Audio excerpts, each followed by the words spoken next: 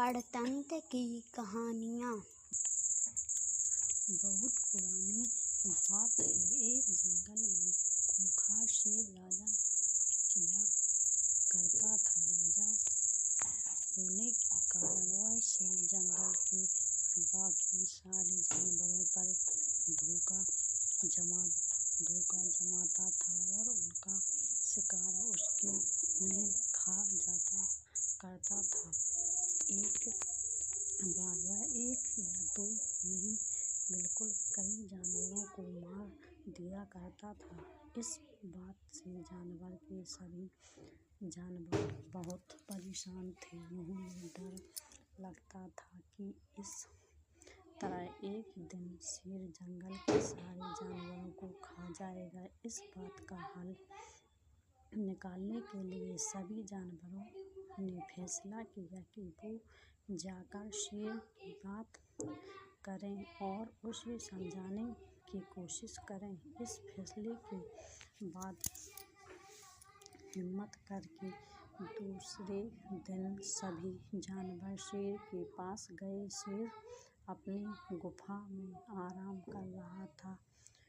उन सभी ने आने के कारण उसकी नींद खुल गई। उन सभी को एक साथ देखकर शेर गुस्से से बोला, तुम सभी एक साथ यहाँ क्या कर रहे हो?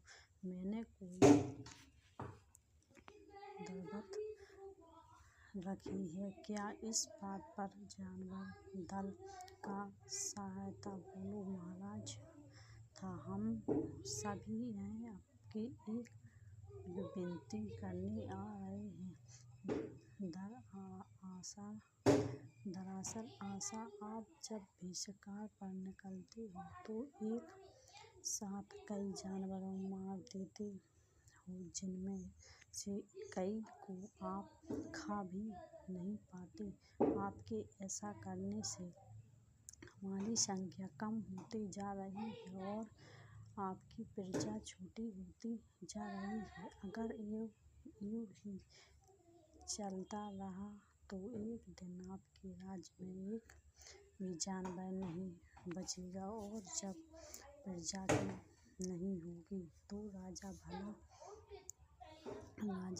भला किस पर राज करोगे? इसलिए आपको सदैव अपना राजा बनाए रखने के लिए हमने आपके भोजन का इंतजाम करने के लिए एक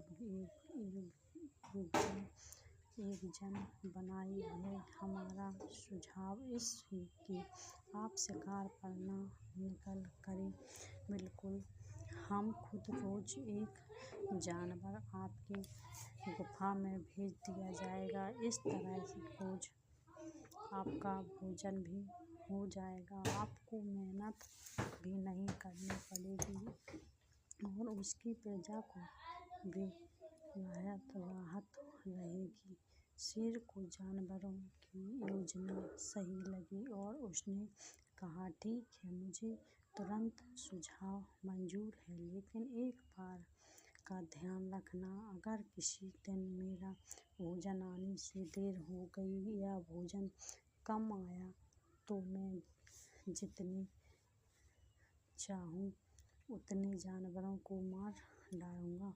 जानवरों ने उसकी बात पर सहमत जताई और वापस अपने घर को लौट आए। उस दिन एक बात के हर रोज एक जानवर शेर की गुफा में पहुंचा जाता और शेर उसे मारकर अपना भोजन बना लेता है। ये भी चलते चलते एक दिन खरगोश की बाहरी आंख वहाँ बहुत छोटा था लेकिन चतुर भी था। उसने सोचा कि रोज शेर के हाथों एक जानवर मारा जाता है, यह तो गलत है।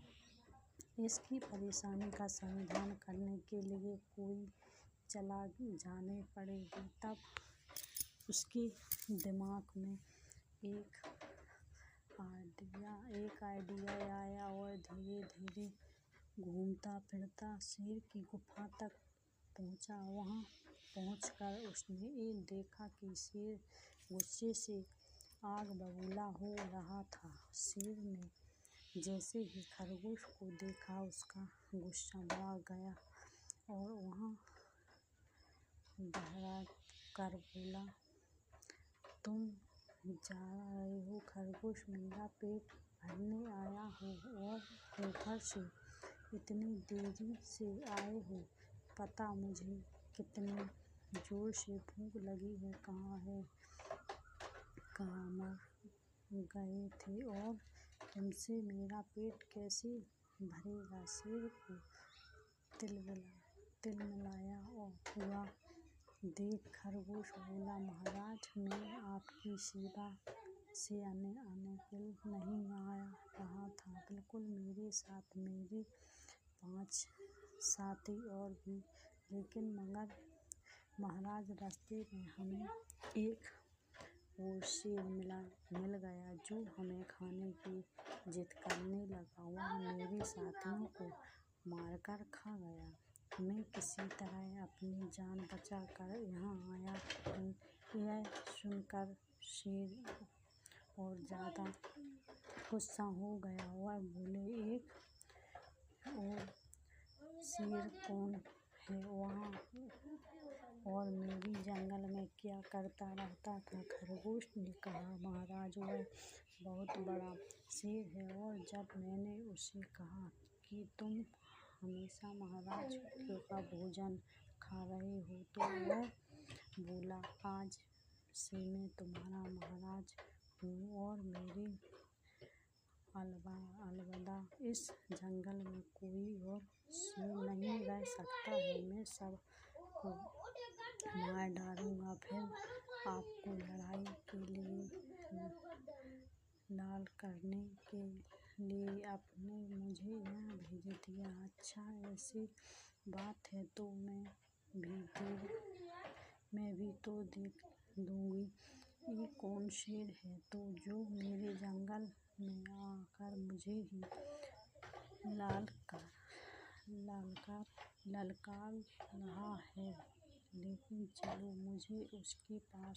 शेर ने गजराज बोले और खरगोश के साथ चल दिया। खरगोश उस जंगल के बीच मौजूद एक कुएं के पास लेकिन गए और बोले, महाराज को इस गड्ढे के नीचे गुफा में रहता था। आप कोई आता देख शायद वह अंदर गुफे में गया दूसरी ओर को देखने के लिए। जैसे ही शेर ने उस कुएं के झाँका तो उसने अपनी परछाई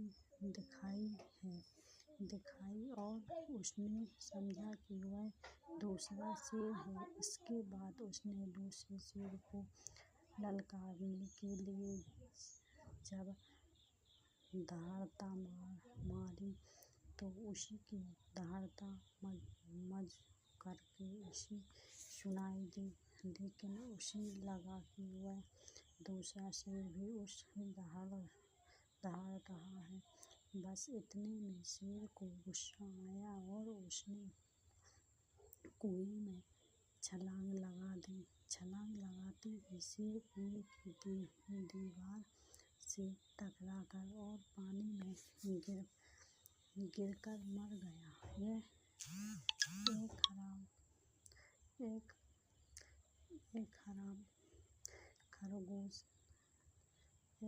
खरगोश की जय जयकार करने लगे। कहानी से सीख। बच्चों, इस कहानी से हमें यह सीख मिलती है कि मुश्किल परिस्थितियों में भी दिमाग शांत करने से हर कठिनाई को आसानी से सुलझाया जा सकता है। एक वक्त की बात है, किसी शहर में एक खजूर ब्राह्मण रहता था। एक दिन उसे विवाह भिक्षा में जो संतोष मिला उसने एक थोड़ा खाकर बाकी का उसने एक मुट्ठी में भरकर रख दिया और फिर उसने उस मुट्ठी को खूंटी से ढाँक दिया और पास में ही खाट डालकर सो गया। सोते सोते वो सपने की अनोखी दुनिया में खो गया और विचित्र कल्पना करने लगा। वो सोचने लगा कि जब शहर में अलग कलाकार बनेंगे तो सूत्र का दाम 100 रुपये हो जाएगा। मैं सस्त बेचैन बकरियों खरीद लूँगा और बस बाद में इन बकरियों को बेचकर खरीदूँगा। इसके बाद भैंस और घोड़े भी खरीद लूँगा।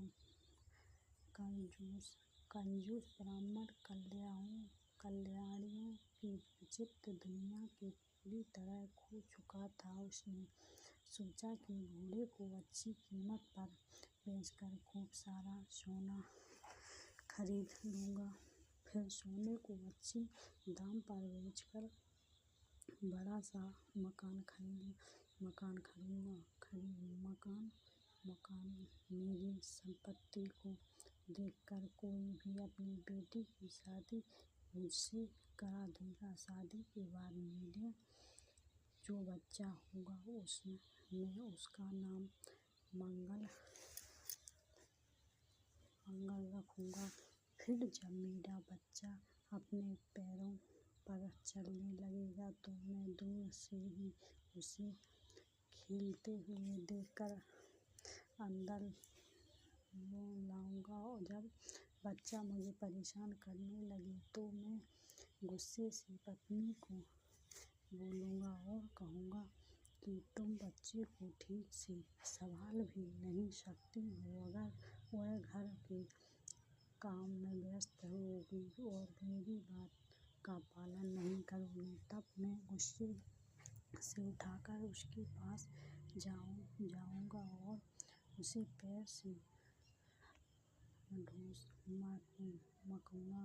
से सारी बातें सोचते ब्राह्मण का पैर ऊपर उठता है और सत्तू से भरी मटकी को ठोर मार देता है जिससे उसका मटका टूट जाता है। इस तरह सत्तू से भरी मटकी के साथ ही कंजूस ब्राह्मण का सपना भी चकनाचूर हो जाता है। कहानी से इस कहानी से हमें यह सीख मिलती है कि किसी भी काम को करते वक्त मन में लोभ नहीं आना चाहिए। लोभ का फल कभी भी मीठा नहीं होता है। साथ ही सिर्फ सपने देखने से सफलता नहीं मिलती है, इसके लिए मेहनत करना भी जरूरी है।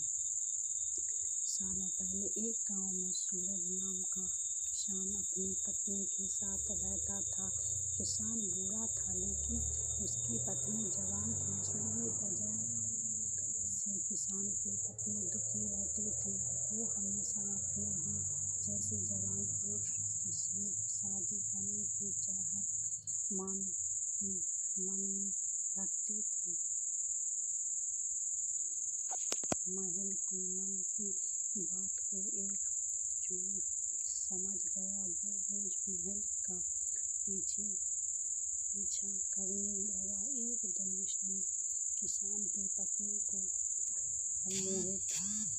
मोहित हो गया और तुम्हें अपने साथ शहर ले जाना चाहता हूँ। यह सुनते ही खुशी हो गई। वो फटाफट बोली, ठीक है, मैं तुम्हारे साथ चलूँगी, लेकिन मेरे पति के पास बहुत धन है। पहले मैं उसे ले जाती हूँ। उन पैसों से जीवन भर आराम से रहेंगे। यह सुनकर चोर ने कहा कि ठीक है, तुम जाओ और लौटकर इसी जगह आना। मैं तुम्हारा इंतजार करूँगा। स्त्री घर पहुँचती तो देख कि पति गहरी नींद में था। महल की सारी जेवर और नथुलियों को पोटली में बांध कर चोर के पास चली गई। किसान की पत्नी को आते देख कर चोर ने मन में हुआ, अब मैं बहुत जल्दी धनवान बन वाला हूँ। बस अब इस महल के पीछे छुटकने की तरकीब निकालनी होगी। तभी किसान की पत्नी चोर के पास पहुँची।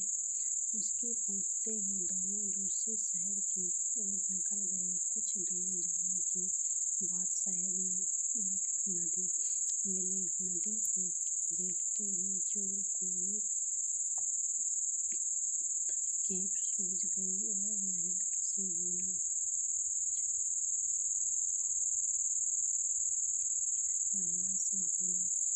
देखो नदी गंभीर है, इसमें मैं तुम्हें पास करवा दूंगा, लेकिन पहले मैं यह पोटली नदी के उस पार रखूंगा, फिर तुम्हारे साथ ले जाऊंगा। स्त्री को चोर पर पूरा विश्वास था। उसने कहा, हाँ, ऐसा करना ठीक रहेगा। फिर चोर ने कहा, देखो, तुम्हें भारी जेवरात पहनने के लिए जेवरात भी तुम्हें मुझे दे दो, ताकि तुम्हें नदी पार करने में कोई बाधा न हो। यह सुनते ही किसान की पत्नी ने अपने सारे जेवरात चोर को दे दी और पोटली में बांध धन और महिला के जेवर लेकिन चोर नदी के पास हम देखा छोड़ा के नहीं भागो, तो हम लगाते से खींच के देवे तो कैसे डोली ले आई थी हमारा दे। तुम ही पहन लो, तुम्हें ले तुम पहन लो, हम मंगाए चीज तो हम खुद दे। डोली से क्या मंगा? हम डोली से नहीं मंगाए, हम बाजार से मंगा के दे रहे। सुन ली तुमने? बहुत तुम्हारा ज्यादा दिमाग खराब है, तनक नहीं है। पंखी आ गई। अब पता जी आम डोली के देखे थे यार, उनकी चाचा उनकी की मंडी है ऐसे बाया में। दूध गरम करना तो दूध बना पंख। मैं कितनी बनी है तो बनाई है दीदी। मैं दूसरी तो पाई सुबह दारू तो बोलता है उनके संग एक वीडियो बनाई थी, तो हो जाए पूरा महीना नहीं बना तो उन्होंने बने 20 लग दे बना के। एक ठगौन की सब्जी क्यों ना ले गए, 2 ठगौन। अच्छा उनको 3 दिन सुन उन्हें को तो ले गए और 2 ठगौन 2 डेरी ने पी और गोली भी दे दी थी उन्हें, तो पी लेगी ना। रोटी आज खाई नहीं तो जहाँ कैसे 50,000 पन्ने कैसे पी खा पता 500 की पन्नी बना के लाई थी। 500 कैसे पी ले? अब 500 की पन्नी होती नहीं बचे क्यों नहीं 1000 की हुई थी पूरी दाल में सब बची होती है। पैसा दो पैसा आ जा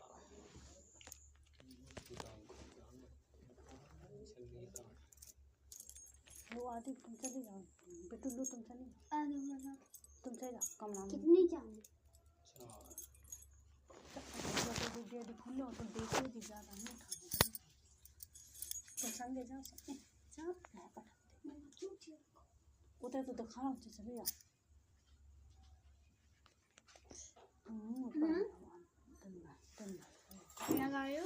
लगा सो उठा के वीडियो कॉल पर व्यस्त थे ना, दूसरी कॉल पर व्यस्त हो मूड पर आओ तो दाल बस और डेडी ने लो जो है जी तो इतने में बहुत यानी फैल रहा है। बच जाओ मैं 7 मिनट की वीडियो ही बस कर दिया ना।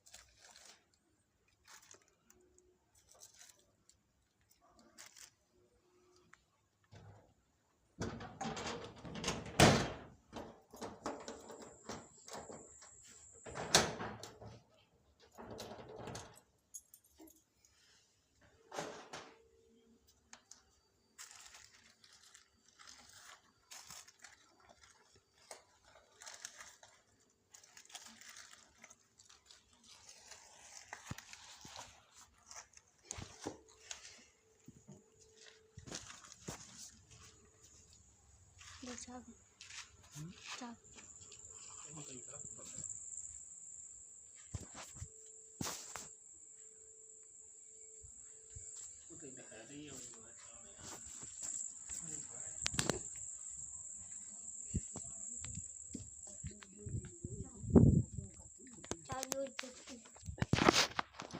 चाबी थले दे दूँ उठाने चाबी लेता हूँ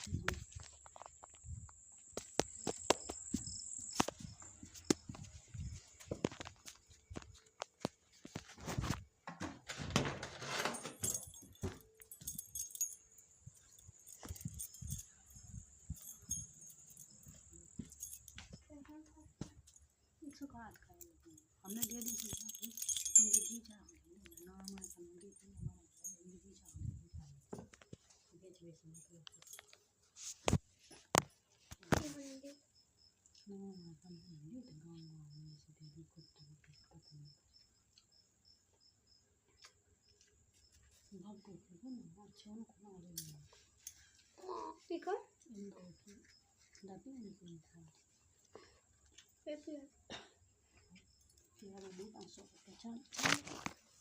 बेच ये तो गिनी नहीं होना इस पन्नी 500 की पन्नी धरी थी हमने 25 की भाव कितने को दे 10 बोतल लगी थी जिसमें 3-6 कड़ी थी 4 पानी लगाओ तो 10 पानी थी एक की तो हमारी ना बनाई एक की डैडी ने बना दी थी एक को भी लगा गए थे वो भी चली गए थे मग को ले दूसरी डब्बा की मग को मंगवा रहे हम धरे थे 300 रुपया से भी दे रहे थे हमने के दे हमने एक ही दुकान से एक डब्बा के फिर लेके डाल पैसा होने से एक खट्टी डब्बा को लेता हम भी सकते हैं ले अब कितने किलो अब बताया भाई 4 किलो ले आए थे तना 50 3.5 किलो अब हमने की 6-7 किलो खरीद पैसा तो पैसा भी तो ऐसे तो चलेगा अब तो दे दी हूँ गुटका नहीं दे गुटका दुकान में से उठा जाएगी अब पता तो नहीं चला कौन पैसा अब 700 रुपया 700 की बिकी 800 की बिकी उनकी आउट पैसा आउट मगन में आउट फिर अपन को तो पैसे खा जाएंगे सो अपन को तो 200-400 रुपया बचा 400 कितने का जात कौन है पैसा मिला तो नहीं वो तो ऐसे ही अब वो बेग का नहीं आना तुम बेग तो 300 रुपया बचे थे वो 200 सुबह नानी गाय हम नानी गाय कितने बिल्कुल नहीं बचे थे सिर्फ हमारा लगा कितने पैसा थे सिर्फ 500 रुपया बचे बिल्कुल 50 तो जीजी ने लाए थे हमें 20 बढ़िया मस्त थे वो नानी ने 100 गांठ नानी ने बांधी थी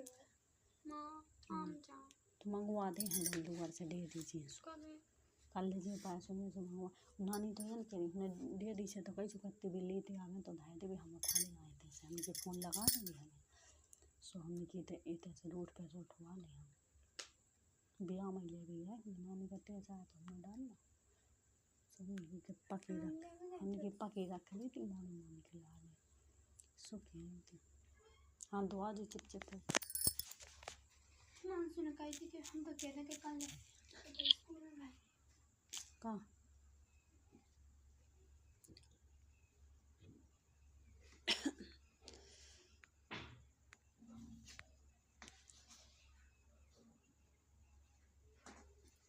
हमारे मुँह पर अलमुन खाया बास की वजह से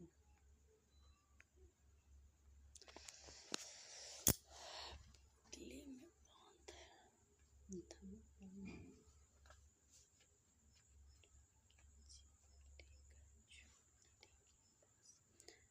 चला गया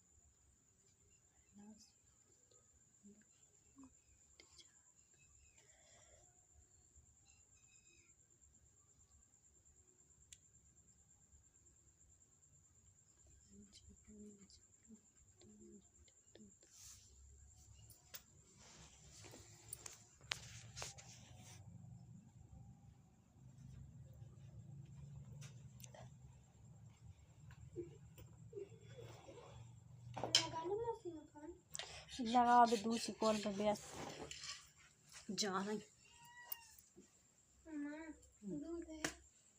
है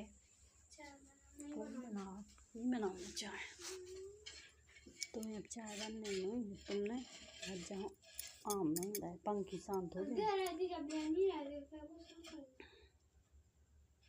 ना मैं खा लेना कम है आम खाने। धीरे धीरे समय बीतता गया और गांधा तंदुरुस्त हो गया। रोज भरपेट खाना खाया। अब कंधे के बाल चमकने लगे थे और उसकी चाल में भी सुधार हो गया था। एक दिन था खूब खाकर मस्त हो गया और जमीन पर लेट गया। तभी गीदड़ ने पूछा, कंधे भाई, तुम्हारा तरीका तो ठीक है ना? तो गधा कहता है, आज मैं बहुत खुश हूँ और मेरा गाना गाने का मन कर रहा है। कंधे की यह बात सुनकर गीदड़ घबराकर और बोला, ना कंधे भाई, यह काम भूलकर भी मत करना। भूलो मत, हम चोरी कर रहे हैं। कहीं बाघ की मालकिन को तुरंत बेसुध गाना सुन लिया और यहाँ आ गई तो बड़ी मुसीबत हो जाएगी। भाई, इस गाने बनाने के चक्कर में मत पड़ो। गीदड़ की यह बात सुनकर गांधा बोला, तुम क्या जानो गाने से बाजी में? हम कंधे को खाना दाने गया है। हमारा चेष्ट रहा है कि बड़े शैल के सुनते ही आज मेरा गाने का बहुत मन है, इसलिए मैं तो गाऊंगा। गीदड़ समझ जाता है कि कंधे को गाने से रोक पाना अब बहुत मुश्किल है। गीदड़ को अपनी गलती का आभास हो जाता है। गीदड़ बोला, कंधे भाई, तुम सही कहाँ रहे हो।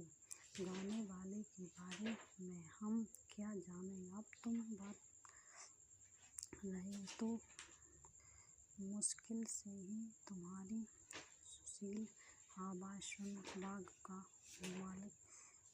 मालिक फूल माला लेकर तुम्हारे पहनाने जरूर आएगा। गीदड़ की बात सुनकर गांधा खुशी से गदगद हो जाता है। गांधा कहता है, ठीक है, फिर मैं अपना गाना शुरू करता हूँ। तभी गीदड़ कहता है, मैं तुम्हारे फूलों की माला पहना सकूँ, इसलिए तुम अपना गाना मेरे जाने के 15 मिनट बाद शुरू करना।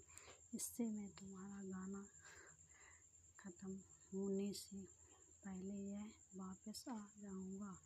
गीदड़ की यह बात सुनकर गांधा और भी ज़्यादा फूला नहीं सकता है और कहाँ से आ जाओ भाई गीदड़, मेरे सामने के लिए फूल माला लेकर आओ। मैं तुम्हारे जाने के 15 मिनट बाद ही गाना शुरू करूँगा। कंधे की इतनी कहते ही गीदड़ वहाँ से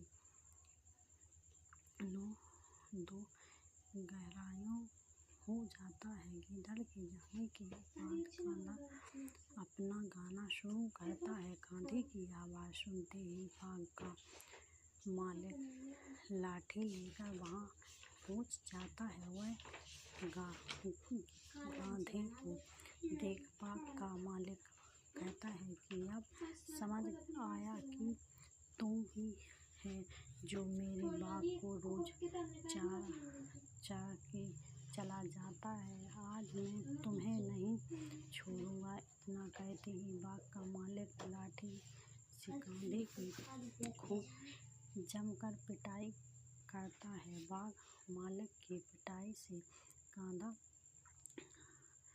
अस्वस्थ हो जाता है और बेहोश होकर जमीन पर गिर जाता है। कहानी से यह सीख संगीतम कान्हा कहानी से सीख मिलती है कि अगर कोई हमारे भाइयों के लिए कुछ बात समझाता है तो उसे मान लेना चाहिए। कभी कभी हालात ऐसे ही हो जाते कि दूसरों की बात न मानने से हम मुसीबत में पड़ सकते हैं। बहुत पुरानी बात है। एक घने जंगल में बड़ा सा शेर रहता था। उसी जंगल के सभी जानवरों को थर-थर काँपते थे। वह हर रोज जंगल के जानवरों का शिकार करता था, अपना पेट भरना। एक गांव में दुष्ट नाम का ब्राह्मण रहता था। वह बहुत गरीब था, ना उसके पास पहनने के लिए अच्छे कपड़े थे और न ही उसके पास खाने को था। ब्राह्मण जैसे तैसे शिक्षा मांगकर अपना गुजारा करता रहता था। उसी गरीबी को देखकर एक यजमान को उस पर दया आ गई। उसने दुष्टों को बोले का एक जोड़ दाने के दे दिया। बोले को गोदान मानकर ब्राह्मण दुष्टों की सेवा पूरी लगन के साथ करने लगा। उसे बैलों से इतनी प्रिय था कि वो खुद काम कर खाता था और लेकिन बैलों को भरपेट खिलाया करता था। ब्राह्मण की सेवा पाने के बाद दोनों बैल तंदुरुस्त हो गए। एक दिन हटे-कटे बैलों पर चोर की नजर पड़ गई। बैलों को देखते ही चोर ने मन ही मन बैलों को चुराने की योजना बना ली। योजना बनाने के बाद रात होते ही चोर ब्राह्मण के घर बैल चुराने के इशारे निकल गया। इस तरह चलते ही चोर का सामान एक भयंकर राक्षस हुए। राक्षस ने चोर की पूछ, तुम इतनी रात को कहाँ जा रहे हो? चोर ने कहा, मैं ब्राह्मण के बैल चोरी करने जा रहा हूँ। चोरी की बात सुनकर राक्षस बोले, चलो मैं भी तुम्हारे साथ चलता हूँ। मैं कई दिनों से भूखा हूँ। मैं उस ब्राह्मण को खा अपनी भूख संतुष्ट करूँगा और तुम उसके बैल ले जाना। चोरी के मन में हुआ कि रास्ते के लिए एक साथी भी हो जाएगा तो इस साथी के जाने की कोई बुराई नहीं है। यह सोचकर चोर अपने साथ राक्षस को साथ ले ब्राह्मण के घर पहुंचा। ब्राह्मण के घर पहुंचकर राक्षस बोला, पहले मैं ब्राह्मण को खा लेता हूँ, उसके बाद तुम बैल चुरा लेना। चोर ने कहा, नहीं, पहले मैं बैल चुराऊंगा, उसके बाद तुम ब्राह्मण को खाना। अगर तुम्हारे से ब्राह्मण जाग गया तो बैल चुरा नहीं पाऊंगा। फिर राक्षस बोला, जब तुम बैल खोलो तो उसी आवाज से भी ब्राह्मण जागकर अपनी रक्षा कर सकता है। मैं इस चक्कर में भूखा रह जाऊंगा। राक्षस और चोर दोनों इसी तरह बाहर करते रहे। एक दूसरे की बात मानने को उन्हें से कोई तैयार नहीं था। उसी बीच राक्षस और चोर की आवाज सुनकर ब्राह्मण जाग गया। ब्राह्मण को जगा देखकर जल्दी से चोर बोला, हे ब्राह्मण, देखो, यह राक्षस आपको खाने आया है, लेकिन मैंने इससे आपकी बचा लिया। इससे कई बार आपको खाने की कोशिश भी की, पर मैंने ऐसा होने नहीं दिया। चोर की बात सुनकर राक्षस ने भी तुरंत कहा, नहीं ब्राह्मण, मैं आपको खाने नहीं, बिल्कुल आपके बैलों की रक्षा करने के लिए यहाँ आया हूँ। यह चोर आपके बैल चुराने आया। दोनों की बात सुनकर ब्राह्मण को शक हुआ, खतरे को वापस हुआ। ब्राह्मण के फटकार डांट उठाया और दोनों को भाग दिया। कहानी से सीख, हमेशा परिस्थितियों के अनुसार काम करना चाहिए। जैसे ही कहानी में ब्राह्मण ने किया, उससे चोर राक्षस की बात सुनने के बाद अपरक्षा से लिए डंडा उठा लिया, जो उस परिस्थितियों के लिए बिल्कुल सही था। बहुत समय पहले की बात है। सुराई शहर में 4 ब्राह्मण रहते थे। सभी के बीच अच्छी दोस्ती थी, लेकिन चारों मित्र निर्धन होने की वजह से दुखी रहते थे। गरीबों की वजह से सभी लोग के अपमान सहने की वजह है चारों ब्राह्मण शहर में चले जाते हैं। सभी दोस्त आपस में बात करने लगते हैं कि पैसे न होने की वजह से उन्हें अपनों से उन्हें छोड़ दिया, घर में ही बेगुनाह हो जाते हैं। इस बात पर चर्चा करते हुए उन सबसे दूसरे राज्य जाने और वहाँ भी बात बनाने पर विदेश जाने का फैसला किया।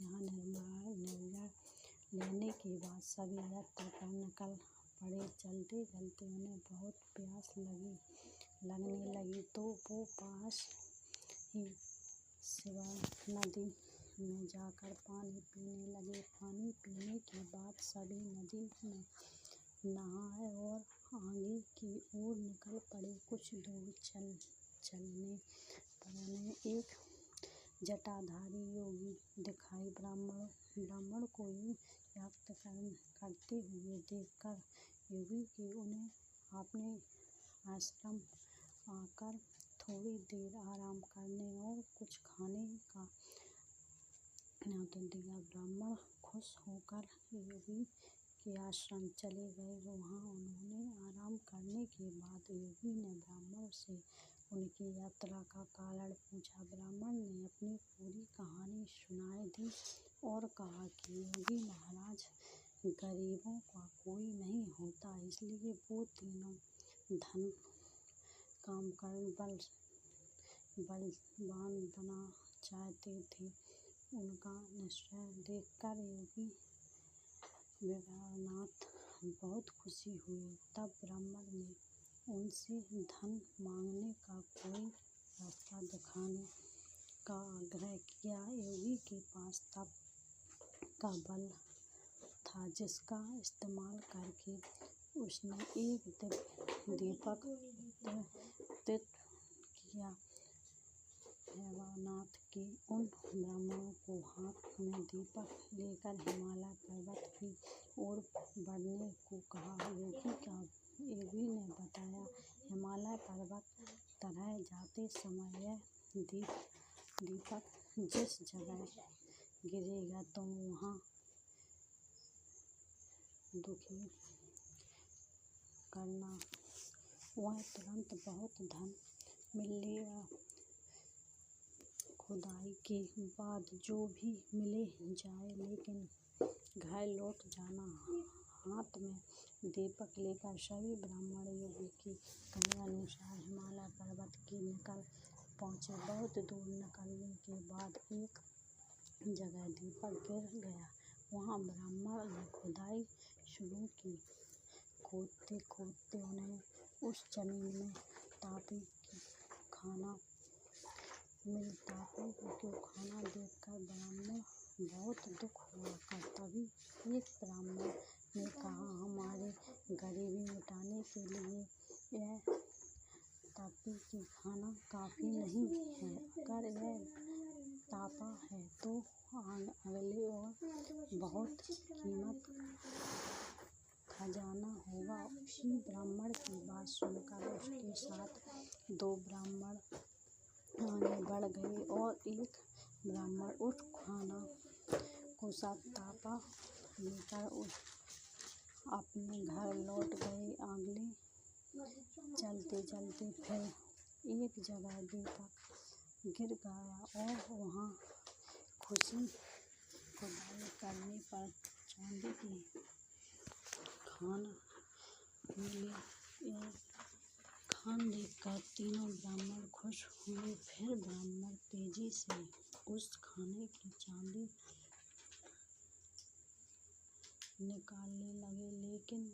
एक ब्राह्मण ने कहा, आगे और कोई कीमत खान हो सकती है। यह सोचकर दो ब्राह्मण आगे निकल गए और एक ब्राह्मण उस चांदी के खान को लेकर घर लौट गया। फिर आगे चलते चलते एक जगह दीपक गिरा जहाँ सोने की खान थे। सोने की खान देखने के बाद भी एक ब्राह्मण के मन का लोभ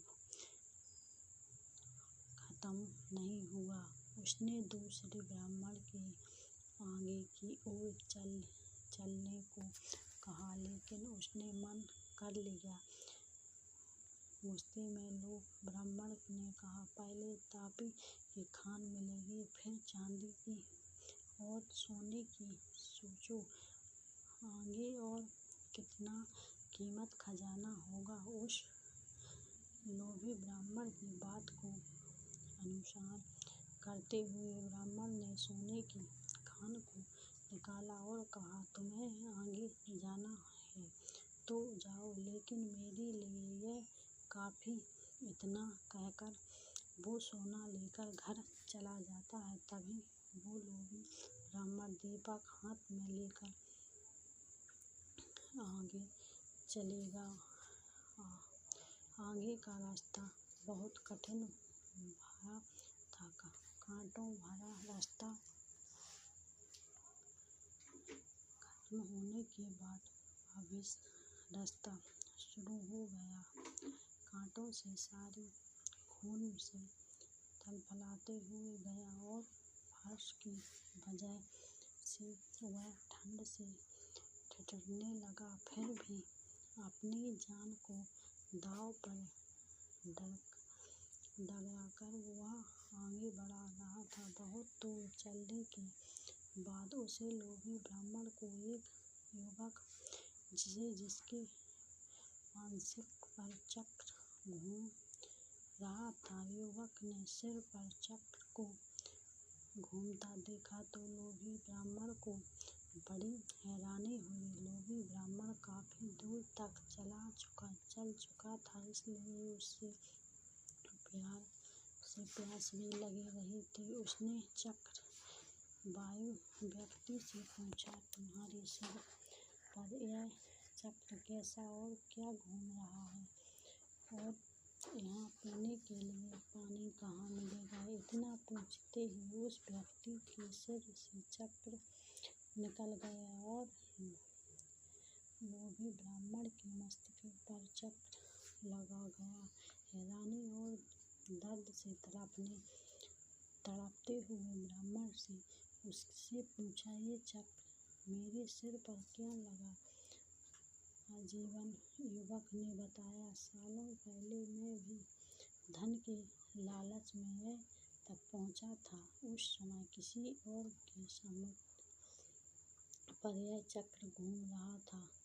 तुम्हारी तरह ही मैंने भी उसके सब सवाल किए तो मेरे सिर पर यह चक्र लगा गया। तब उस ब्राह्मण ने पूछा कि अब मुझे कब इससे मुक्ति मिलेगी? इस पर युवक ने कहा, जब तुम्हारी तरह कोई धन के लालच में यहाँ तक पहुँचेगा और चक्र को लेकर सवाल करेगा, तब यह चक्र तुम्हारे सिर से निकलकर उसके मस्तकों पर लग जाएगा। फिर ब्राह्मण ने कहा कि ऐसा होने के समय लग सकता है।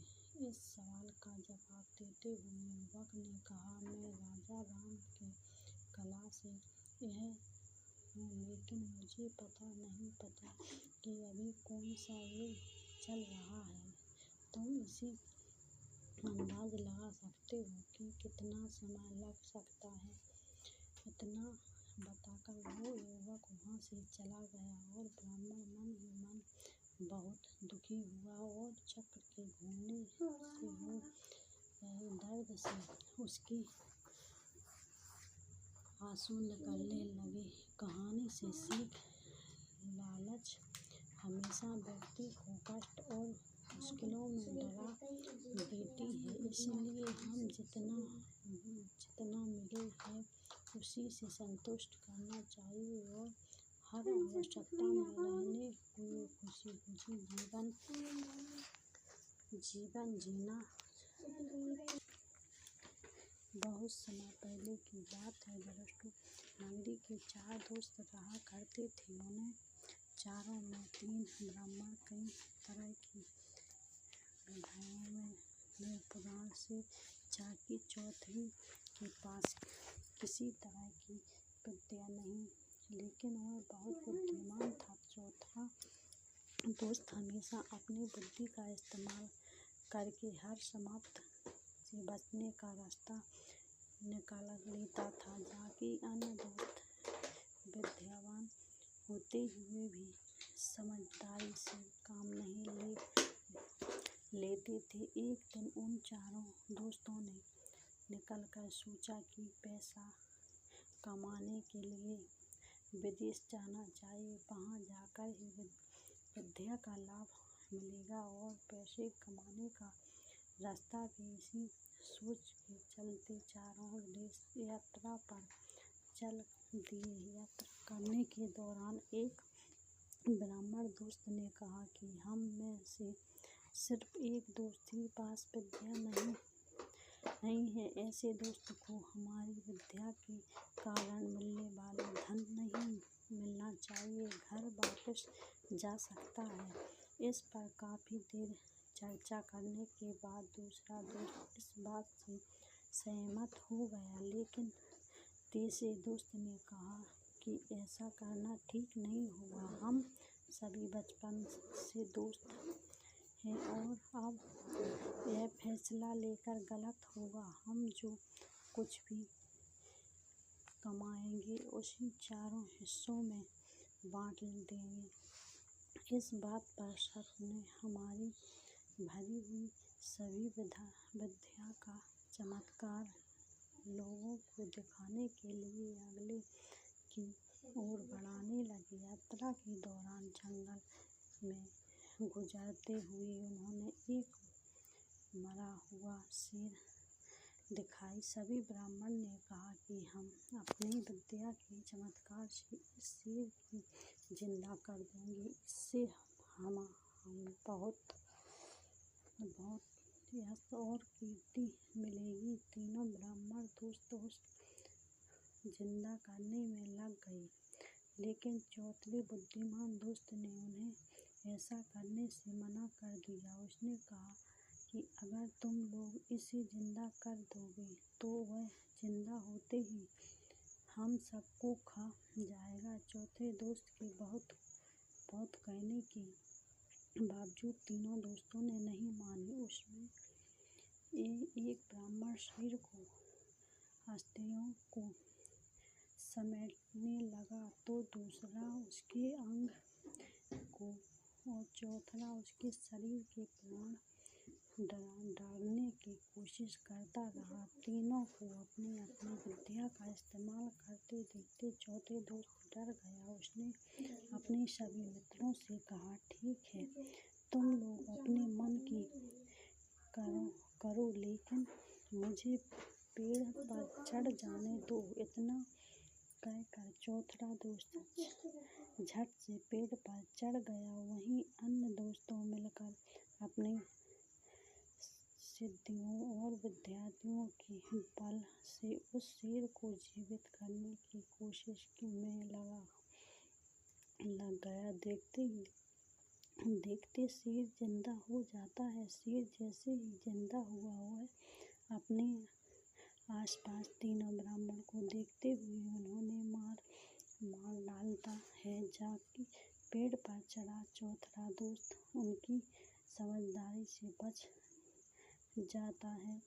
कहानी से सीख शेर से उठा कहानी यह सीख देती है कि विद्या के नाशों में चूर होकर किसी काम को नहीं करना चाहिए। हर काम को करते हुए उसके अच्छे और बुरे दोनों का परिणाम के बारे में सोचना जरूरी है। सिर्फ विद्या में निपुण नहीं है, बिल्कुल बुद्धि का होना भी जरूर जरूरी होता है।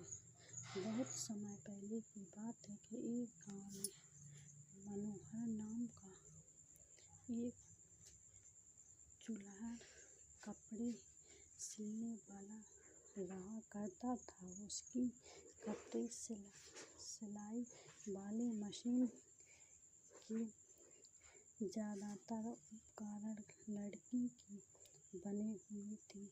एक दिन बहुत ज़्यादा बरसात होती है, जिस कारण बरसिया का पानी उसके घर में भर जाता। घर की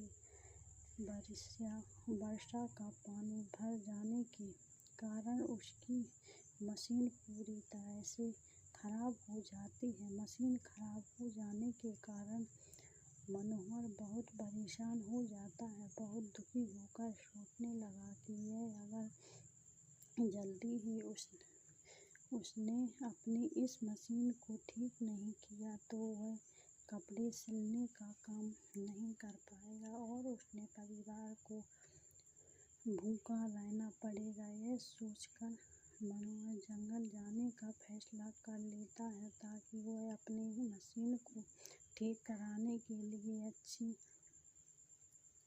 लकड़ी काट कर ला सके। फिर मनोहर इस विचार के साथ जंगल की ओर चल देता है। मनोहर पूरे दिन चलता रहता है, लेकिन उसे अपनी मशीन के लिए अच्छी लकड़ी वाला कोई भी पेड़ नजर नहीं आता। फिर भी मनोहर हार नहीं मानता है और अच्छे पेड़ की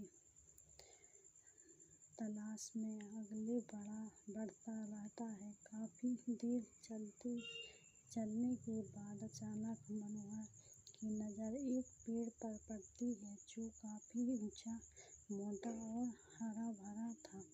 उस पेड़ को देख मनोहर बेहद खुश होता है और कहता है कि हाँ, यह पेड़ काफी अच्छी है। इसकी लकड़ियों से मैं अपनी मशीन को फिर से ठीक करा सकता हूँ। इस विचार के साथ मनोहर कुल्हाड़ी उठाकर जैसे ही पेड़ के तने पर मारने के लिए अपना हाथ ऊपर उठाता है, तभी पेड़ की डाली पर एक देवता प्रकट हो जाते हैं। देवता मनोहर से कहते हैं कि मैं इस पेड़ पर रहता हूँ और आराम करता हूँ, इसलिए तुम्हारा ये पेड़ को काटना उचित नहीं होगा। वैसे भी किसी भी हर पेड़ को काटना ठीक नहीं है। देवता की बात सुनकर मनोहर क्षमा मांगते हुए कहता है, हे देव, मैं मजबूर हूँ, मुझे इस पेड़ को काटना ही पड़ेगा। इस पेड़ की लकड़ी मेरी मशीन के लिए उत्तम है। बहुत ढूंढने के बाद मुझे यह पेड़ मिला है। अगर मैं इस पेड़ को नहीं काटूंगा तो मेरी मशीन खराब रह जाएगी और मैं कपड़े सिलने का काम नहीं कर पाऊंगा। इस वजह से मैं और मेरा परिवार भूखा मर जाएगा। मनोहर की बात सुनकर देवता कहते हैं, मनोहर, तुम्हारे जवाब से खुश हूँ। तुम इस पेड़ को न काटो, इसके बदले तुम्हें जो वरदान चाहते हो मांग सकते हो। तुम्हारी इच्छा जरूर पूरी करूंगा। देवता से वरदान की बात सुनकर मनोहर कुछ देर विचार करके कहता है कि देव, मैं बार से मिले अपने मित्र और पत्नी से सारी ली चाहता हूँ, इसलिए आप मुझे एक दिन का समय दीजिए।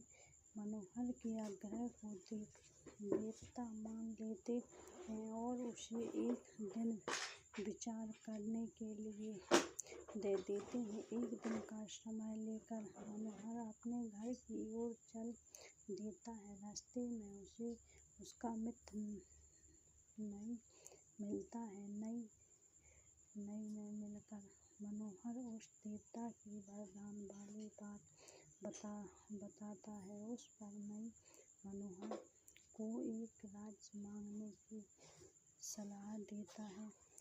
नई सलाह, तुम उस राज्य के राजा बन जाना और मैं उस राज्य का मंत्री बन जाऊंगा। फिर हमें कोई कष्ट नहीं होगा और हम आपस से आराम से अपनी जिंदगी बिता पाऊंगा। नए मित्र की बात पर मनोहर कहता है कि मित्र, तुम बिल्कुल ठीक कह रहे हो। इस बारे में एक बात मैं अपनी पत्नी से भी पूछ लूँ, फिर मैं देवता से वरदान मांग लूँ। पत्नी से राय मांगने की बात पर नय करता है, मित्र, तुम्हारी पत्नी काफी घमंडी और मूर्ख है, इसलिए तुम्हें उसकी राय नहीं लेनी चाहिए। ऐसे व्यक्ति केवल अपने लाभ के बारे में ही सोचते हैं। इस पर मनोहर कहता है, मित्र, फिर भी वह मेरी पत्नी है, इसलिए मैं उसकी राय एक बार जरूर लूँगा। इतना कहते हुए मनोहर अपने घर की ओर बढ़ जाता है। घर पहुंचकर मनोहर जंगल में घटी पूरी घटना अपनी पत्नी को बताता है। देवता से वरदान मिलने की बात सुनकर मनोहर की पत्नी कहती, राज मांग कर कोई लाभ नहीं। राजा की कई जिम्मेदारियां होती हैं, वह कभी खुश से अपना जीवन नहीं बिता पाता है। राजा राम और नल भी राज होते हैं, जिंदगी भर दुख में जिया। आपको हाथ से इतनी अच्छे कपड़े सिलाई ठीक ठाक काम लेते हैं, ऐसे में अगर आपके 2 सिर और 4 हाथ हो जाएं तो आप दुनिया के कपड़े सिल पाओगे। इससे कमाई भी दोगुनी हो जाएगी और आपका मन भी समझ पड़ेगा। पत्नी की यह बात मनोहर में समझ आ जाती है और वह देवता से वरदान मांगने जंगल की ओर चल देता है। जंगल पहुंचकर वह दोबारा देवता से मिलता है। देवता मनोहर को देखकर कहते हैं कि मनोहर, मांगो, क्या वर मांगना तुम्हें। मनोहर देवता से कहता है कि हे देवता, आप मुझे 2 सिर और 4 हाथ दे दीजिए। देवता मनोहर की यह बात सुनकर पूछते हैं कि तुम 2 सिर और 4 हाथ का क्या करोगे। तब मनोहर बात बताता है कि 2 सिर और 4 हाथ होने पर वह दोगुना कपड़े सिल पाएगा, जिससे उसकी कमाई पहले से अधिक हो जाएगी। मनोहर की यह बात सुनकर देवता मुस्कुराते हैं और मनोहर को वरदान दे देते हैं। देवता का वरदान पाकर मनोहर को 2 सिर और 4 हाथ हो जाते हैं। वरदान पाकर मनोहर बहुत खुश होता है, अपने घर की ओर चल देता है। मनोहर जैसे ही अपने गांव पहुंचता है तो गांव में खेल रहे बच्चे उसे देखकर डर जाते हैं। वह सब उसे राक्षस समझते हैं। तभी कुछ गांव वाले हाथों में हथियार लेकर मनोहर पर हमला कर देते हैं और मनोहर की मौत हो जाती है। जब मनोहर की मौत की खबर मनोहर की पत्नी को होती है तो वह